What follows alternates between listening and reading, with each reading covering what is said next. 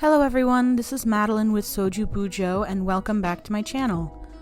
For those who are new, this is a channel where I share ideas and inspiration for using bullet journaling to advance social justice norms and objectives. Today I'm going to be sharing my January plan with me. My theme for January is sewing because my New Year's resolution for 2022 is that I want to learn to sew. And this segues well into what I want to talk about in my voiceover for this video, which is incorporating social justice into resolution setting. January is a time of year when a lot of people set resolutions for what they want to achieve in the coming year. I think this is a great practice for many, but I also find that often social norms encourage us to set resolutions that focus on us as individuals.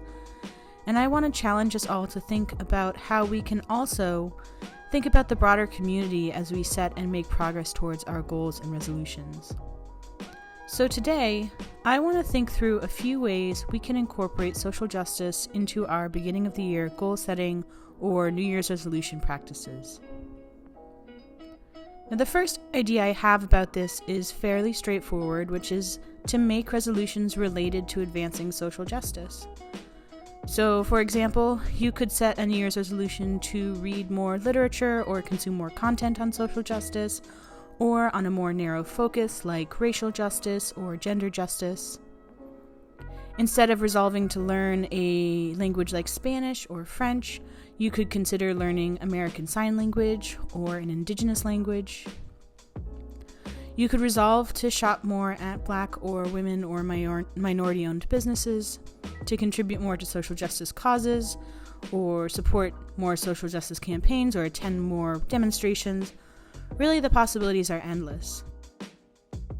For those of you who have seen my yearly setup, you'll know that each year I set a social justice goal in addition to an environmental sustainability goal, a civic engagement goal, and a financial conscientiousness goal. I curate my activities around my social justice goal using a social justice focus spread. I'll link that video here and below. But I also see all four of these goals as having social justice implications. So for your awareness this year, I've set a goal, my social justice focus is going to be learning more about Indigenous justice. I've set a goal to build 12 new environmentally friendly habits, one each month. A goal to attend 6 of my neighborhood's area council meetings, and a goal to invest more in social justice organizations. A second way you can prioritize social justice in your goal or resolution setting practice is to consider incorporating social justice qualifiers into your more personal goals and resolutions. A qualifier is when you add some parameters or guiding language to your goal or your resolution. So, for example, if your primary goal is to read more books, you could qualify that resolution by detailing a goal that a certain percentage of those books be written by or feature people of color, queer people, or people with disabilities. Or if your goal is to visit more museums, perhaps add a qualifier to specifically prioritize and seek out museums that highlight underrepresented voices.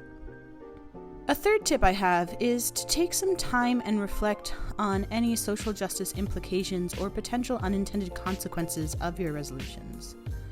Social injustice and inequity is baked into the status quo, and so it takes effort to unravel and dismantle it. And often we can perpetuate inequity without realizing it, but taking a few moments to reflect and perhaps do a bit of research on how a goal may be perpetuating social injustice or problematic status quo can be a powerful practice. So, for example, perhaps you want to set a financial goal this year to spend less money. Perhaps you want to stick to a more restricted budget. That's great. I think that's a wonderful idea for a goal for many people. However, as you go about trying to spend less throughout the year, you might be looking to buy things at the absolutely lowest price you can find.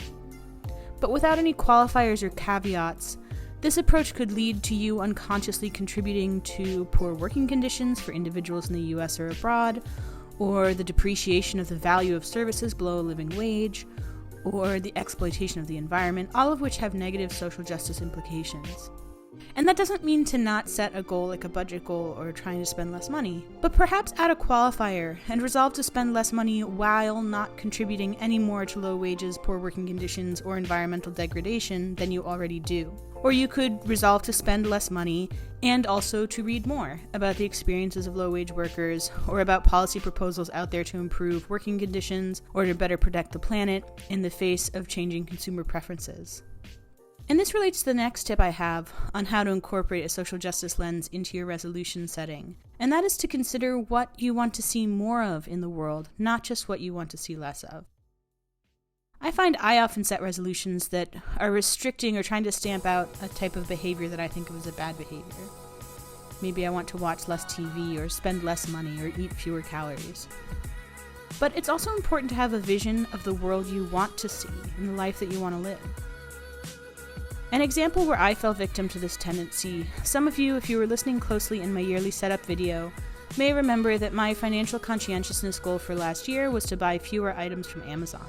I didn't put much reflection into why I wanted to set this goal. I just had heard from many peers and influencers that Amazon is bad and Jeff Bezos is evil and we should not be supporting him or his business.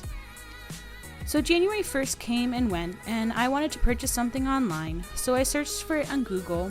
And then I scrolled down past the first listing to buy it on Amazon to the next listing, which was a link to purchase the item on Walmart.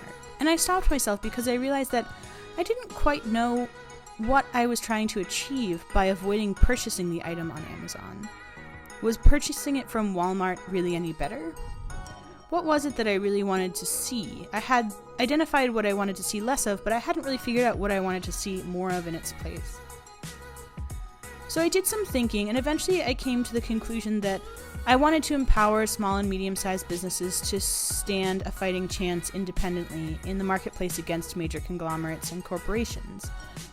I wanted to reduce the amount of my money going to some kind of transactional middle person that had a monopoly over decision-making in the general marketplace, and contribute to the decentralization of wealth and the decentralization of power. And so my goal morphed slightly. The goal still remained to buy less from Amazon, but it also included a qualifier that instead of buying things on Amazon, I wanted to buy them directly from the manufacturers or businesses who developed or created them. I think this illustrates well what I'm getting at here, which is to think more about what you want to see more of in the world. What types of resolutions will bring you or those around you more love, more joy, more peace? Do you want to eat fewer calories, or do you want to eat more vegetables? Do you want to spend less money or spend more money on your community and less on yourself? Do you want to watch less TV, or do you want to watch more docuseries or series produced by people with a different worldview than you? As an added plus, I always find it more exciting to get to work on goals that have me doing more of something rather than trying to do less. So that's also positive. And my final tip on incorporating social justice into your resolution setting is to consciously and deliberately prepare how you will discuss your resolutions with others without contributing to social injustice or reinforcing problematic social assumptions. So here perhaps the best example is about weight loss goals. A lot of people set weight loss goals in the new year. And again, I think that's great. For a lot of people, that's a wonderful goal. However, it's important to recognize that there is very little evidence that links weight with poor health outcomes when you control for other social factors. And then on top of it, there's a lot of evidence that suggests that fear of social stigma based on weight contributes heavily to many undesirable health outcomes for fat and thin people alike. And then also social preferences for thin bodies over fat bodies, they often intersect with other problematic systems of social injustice and oppression, including the patriarchy and white supremacy. I read several great books on this year. I can recommend Fearing the Black Body, The Racial Origins of Fatphobia in the United States by Sabrina Strings, or Radical Self-Love by Sonya Renee Taylor, or the podcast Woman of Size by Jana Schmieding. So if you have set a weight loss goal this year, I encourage you to do some reading and thinking about how to talk about that goal without contributing to societal assumptions that fat bodies are inferior or unworthy in some way. Perhaps focusing on a non-aesthetic or a non-body related result you're hoping to achieve, like increased physical energy or resolving nutritional deficiencies having impact on your life or your comfort. A lot of people talk about their weight loss goals or other goals in terms of wanting to be more healthy. But even here, I also think about how this may come across to someone living with chronic illness. Because while health is a noble goal, it is not a prerequisite for having value in the world. If this is a new concept to you, I recommend reading Care Work, Dreaming Disability Justice by Leah, Lakshmi, Piepzna-Samarasinha. So I guess then, where does that leave you for discussing a weight loss goal and health-related goals? You know, are you allowed to talk about them at all? I'm still reflecting and processing on the question myself, but I guess my point here isn't that I can answer that for you, it's that you should think about it. You shouldn't take it for granted to just discuss in any way you like, but do some reading and research and decide for yourself how you feel comfortable discussing your goals. So for me, for now I've settled on a few key phrases when I discuss goals related to my health. I will talk about wanting to improve my relationship with my body. I will talk about trying to reduce something that's causing me pain or discomfort, or taking action to prevent something that I'm at high risk for. And I will talk about things that I used to do that bring me joy, that I want to get back to a place where my body can do them again. So I guess my point here is just a lot of societal discrimination is played out in the realm of bodies. Judging bodies, comparing bodies.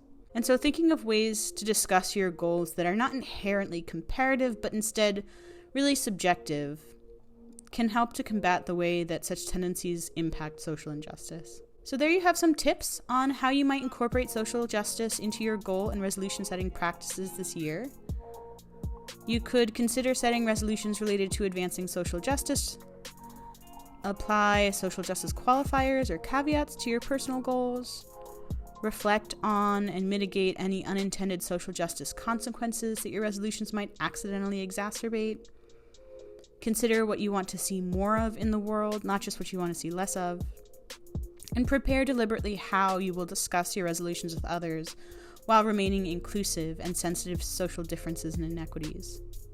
And I'm also curious to learn from all of you as well, so please put in the comments below, what are some of the ways that you are planning to incorporate a social justice lens into your goal or New Year's resolution setting practice this year? And in the meantime, you can see I've been setting up my January setup with a sewing theme and a purple color palette. I started with my title page and a quote page that reads, "To stand up for someone is to stitch your fate into the lining of theirs." Then on the next page, I have my monthly calendar and a space to the side to list my goals for the month. And then finally, I have my trackers, including my habit tracker and my mood and energy trackers. Thank you so much for watching. If you are interested in more of this content, please like this video and subscribe to my channel. And I'll see you next time.